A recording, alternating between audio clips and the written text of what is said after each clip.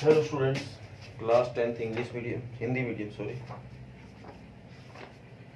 5.3 प्रश्नावली 5.3 हमने स्टार्ट कर रखी है और कल के लेक्चर में हमने इसके सवाल नंबर 3 को पूरा कर लिया। ओके बेटा, अब आप आगे बढ़ते हैं सवाल नंबर 4 के ऊपर।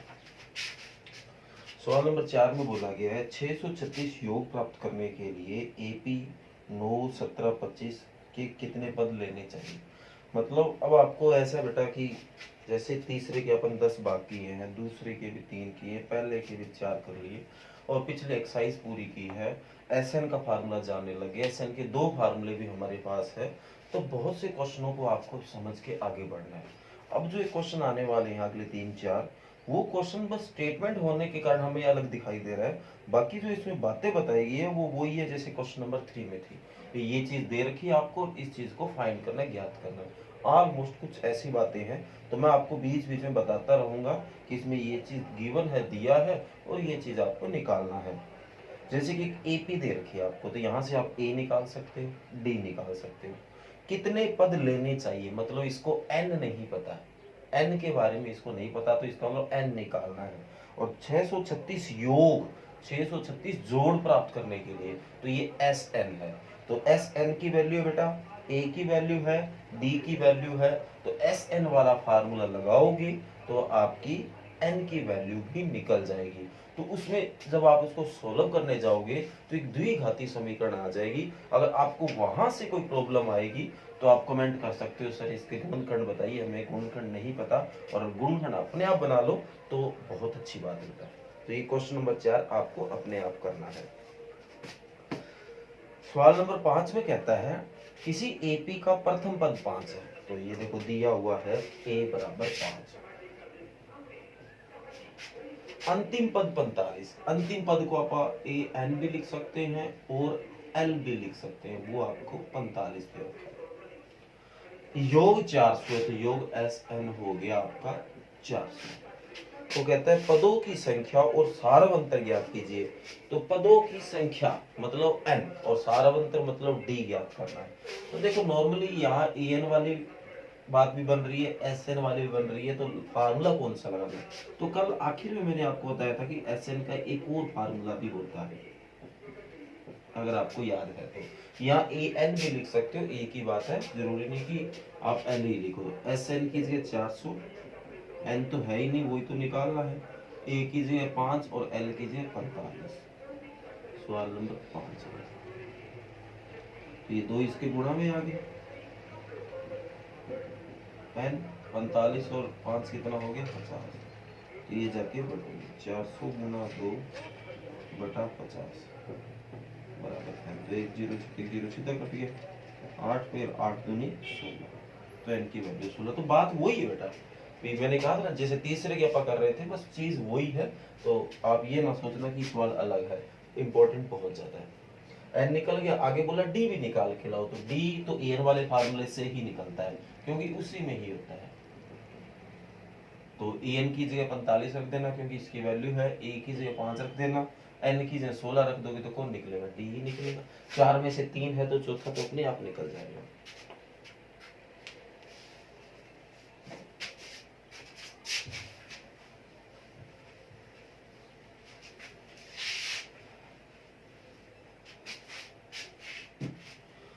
इसके बाद बेटा सवाल नंबर 6, किसी AP का प्रथम पद और अंतिम पद आपको दे रखा है। तो प्रथम पद तो A हो गया 70, अंतिम पद वही AN और L। आप यहां लिख सकते हो प्रथम पद A बराबर, ऐसे लिखोगे थोड़ा बेटर नजर आएगा। और ऐसे ही लिखना आपको अंतिम पद, जिसको आप AN और L भी बोल सकते हैं। इस तरह लिखोगे थोड़ा ठीक लगता है। 350 आपको दे रखा है। सारवंतर 9 है तो सारवंतर का मतलब D होता है।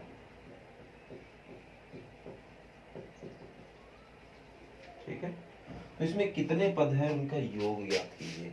तो एक तो N पूछा है और एक योग मतलब SN। तो अब की बार बेटा जो मैंने पीछे फार्मूला लगाया था SN बराबर N/2 A + L, वो नहीं लगा सकता क्योंकि AN L तो है पर SN नहीं है। तो फिर कोई फायदा नहीं है। तो आप एन वाला फार्मूला यूज करो, क्योंकि एन है, डी है, ए है, तो एन अपने आप निकल जाएगा। तो ए प्लस एन माइनस 1d, तो ए एन कीजिए 350, ए कीजिए 17, एन माइनस 1 निकालना है, डी कीजिए 9। तो देखो ये है, ये है, ये है, तो एन तो निकल ही जाएगा। इस हिसाब से आप एन निकाल देना। फिर बोला कि योग ज्ञात कीजिए, तो एस एन वाला फार्मूला, दो फार्मूले आपको जो ठीक लगता है वो लगा देना। ए प्लस एल लगाओगे तो भी काम चल जाएगा, क्योंकि एन आप यहाँ से निकाल लोगे, ए आपके पास है, एल भी आपके पास है। और अगर आप वो फार्मूला लगाओ n/2 ए प्लस एन माइनस 1d, तो भी चल जाएगा। आपको ये दोनों फार्मूले मैंने बता रखे हैं, तो कोई नई बात नहीं है, आप यूज कर सकते हो। ओके बेटा,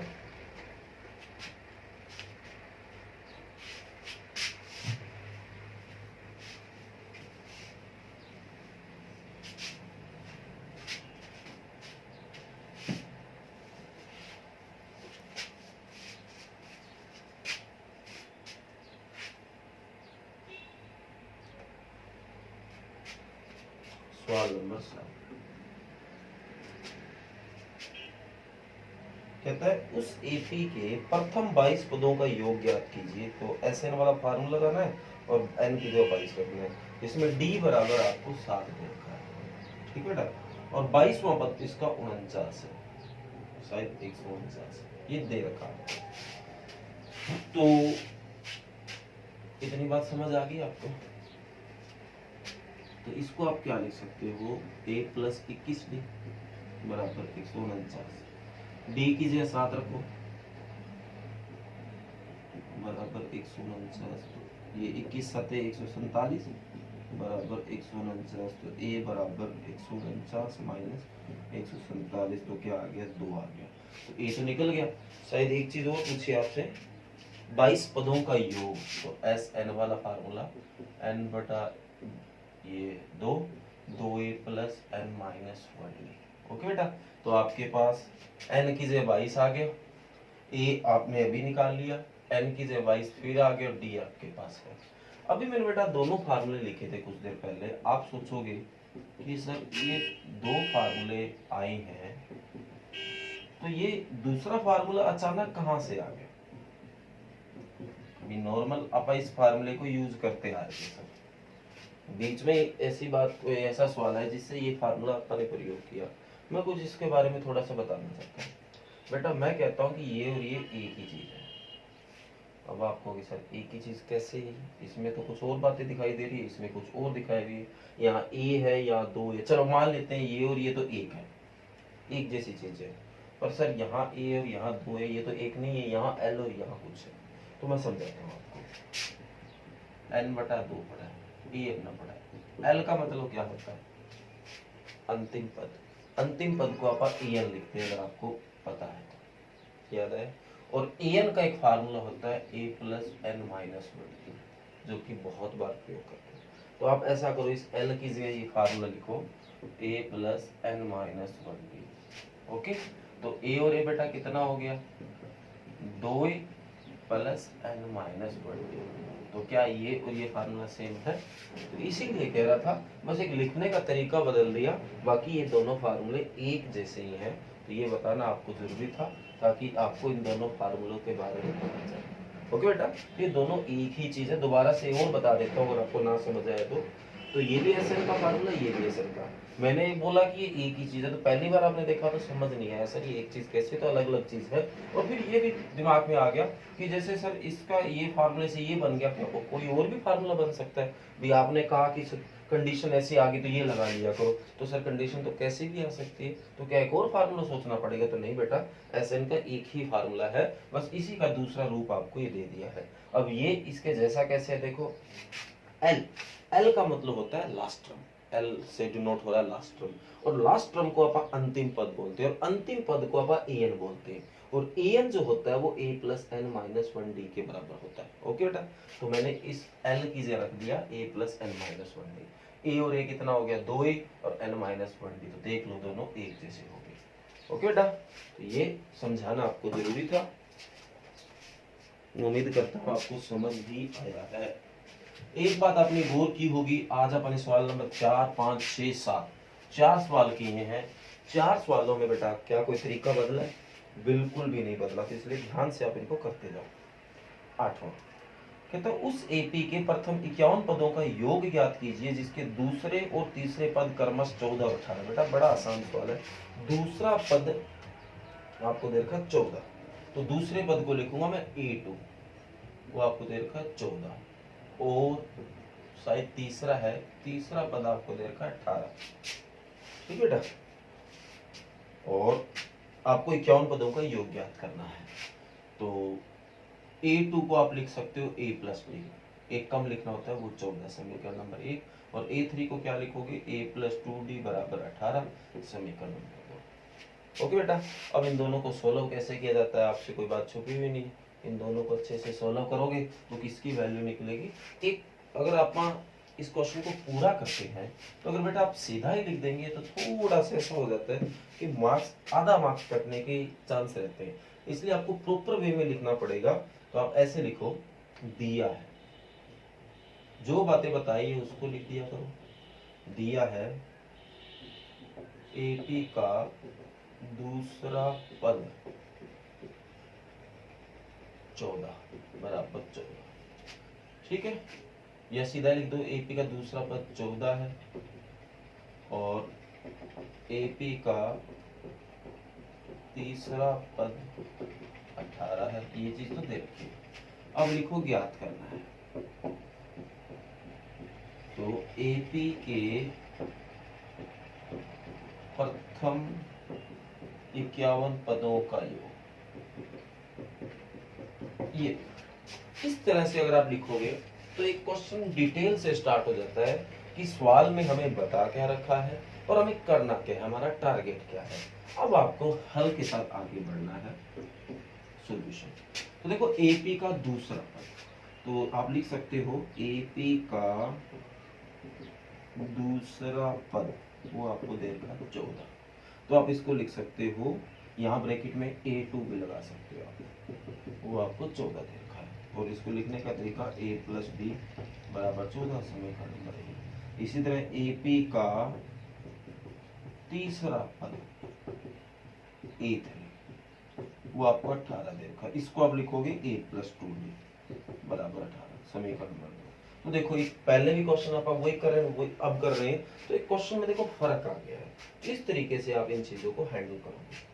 तो अब बेटा समीकरण 1 और 2 को विलोपन विधि से हल कर लेना, ए और डी का मान ज्ञात हो जाएगा।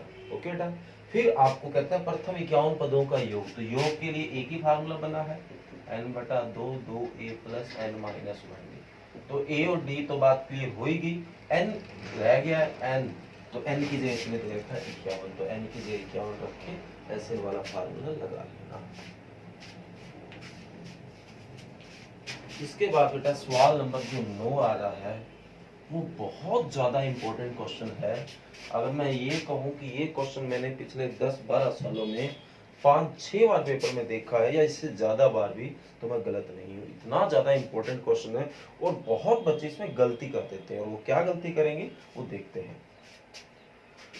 सवाल नंबर 9 कहता है यदि किसी एपी के प्रथम 7 पदों का योग 49 है और प्रथम 17 पदों का योग 289 है, तो इसके अन्य पदों का योग ज्ञात कीजिए। तो दिया हुआ है हमें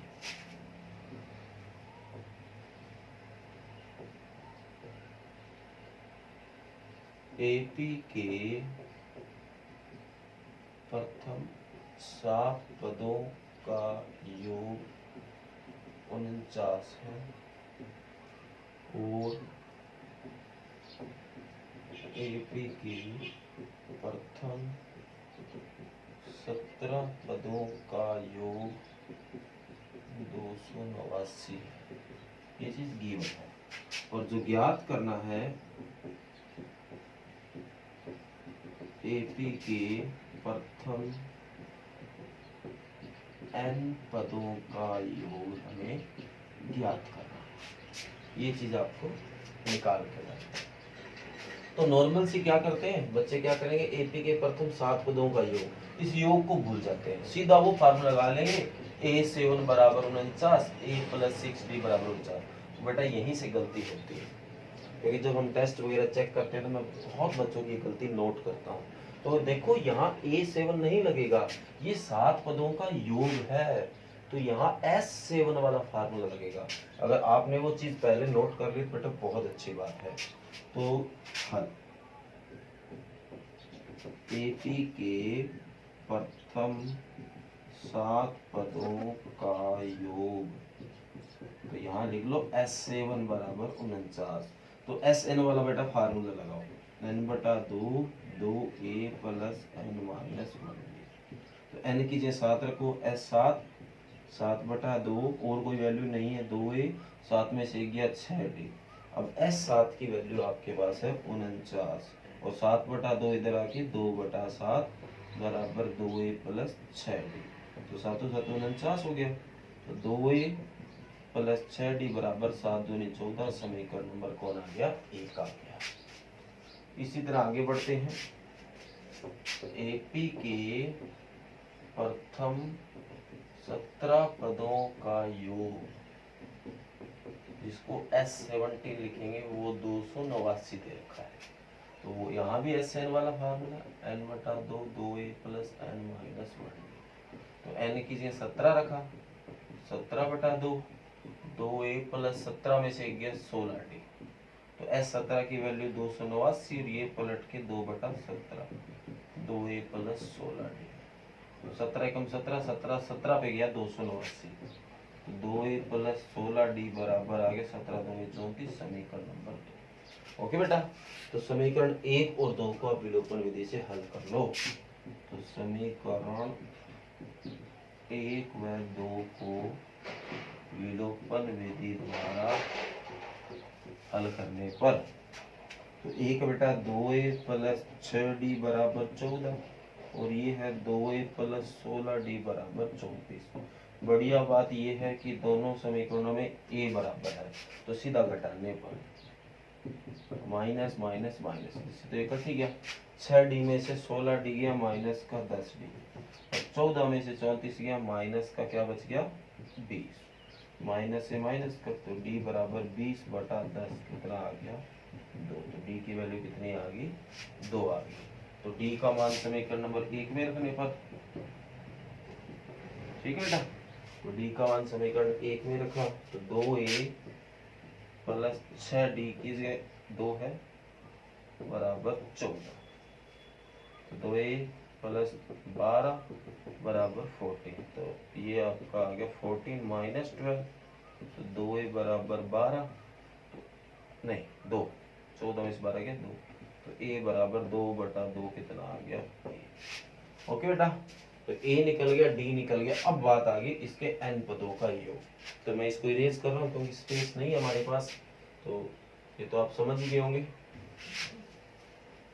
तो n पदों का योग, तो योग है तो फार्मूला तो SN ही लगेगा, n/2 2a plus n minus 1d। Okay बेटा, तो n की जगह n ही रखना है क्योंकि n पदों का योग चाहिए। तो n/2 2a की जगह भी निकाला था 1, n की जगह n ही रहेगा, d की जगह शायद 2 है, d की जगह 2 है। तो n/2 2 एकम 2, अंदर गुणा किया 2n माइनस 2 से 2 कटा, तो n/2 गुणा 2n बच गया, 2 से 2 कटा, तो क्या बच गया n की n से गुणा n स्क्वायर। तो SN बराबर क्या आ गया n स्क्वायर। ओके बेटा, कर लोगे बेटा। मोस्ट से मोस्ट इम्पोर्टेंट क्वेश्चन है, और ये मान लो कि ये लगभग लगभग हर बार आता है। तो 4 कोड होते हैं, उनमें एक कोड बदल के आ जाता है, मतलब ए सेट में 7 और 17 आ गया, बी में 15 और 25 आ जाएगा। मतलब एक एग्जांपल दे रहा हूँ, इस तरह से क्वेश्चन बन जाते हैं। तो ये बहुत ज़्यादा इंपॉर्टेंट क्वेश्चन है, तो बहुत ज़्यादा ध्यान से भी आपको करना है। ओके बेटा, तो आज आपको घर से यही वर्क करना है जो मैंने क्वेश्चन 4 to 9 बेटा मोस्ट से मोस्ट इम्पोर्टेंट क्वेश्चन है सारे के सारे, और सारे करने हैं आपको। ओके।